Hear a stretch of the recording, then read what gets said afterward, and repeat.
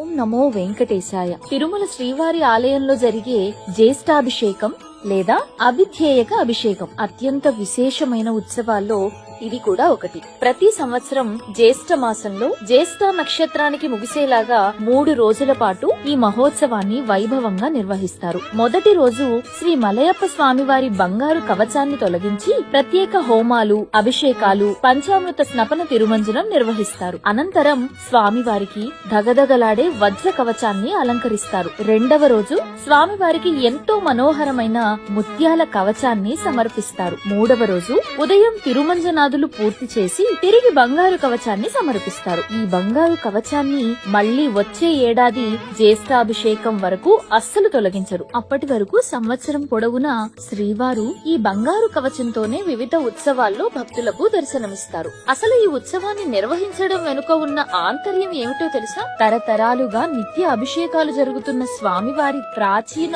ఉత్సవ మూర్తులు అరిగిపోకుండా వాటిని జాగ్రత్తగా పరిరక్షించేందుకే పెద్దలు ఈ జ్యేష్ఠాభిషేకాన్ని ఆచరణలోకి తెచ్చారు. ఈ ఏడాది జూన్ 26 నుంచి 28వ తేదీ వరకు తిరుమల శ్రీవారి ఆలయంలో సాలకట్ల జ్యేష్ఠాభిషేకం జరగనుంది. ఈ ఉత్సవాన్ని పురస్కరించుకుని జూన్ 28న జరగాల్సిన కళ్యాణోత్సవం, ఊంజల సేవ, ఆర్జిత బ్రహ్మోత్సవ సేవలను టీటీడీ రద్దు చేసింది. ఓం నమో వెంకటేశాయ.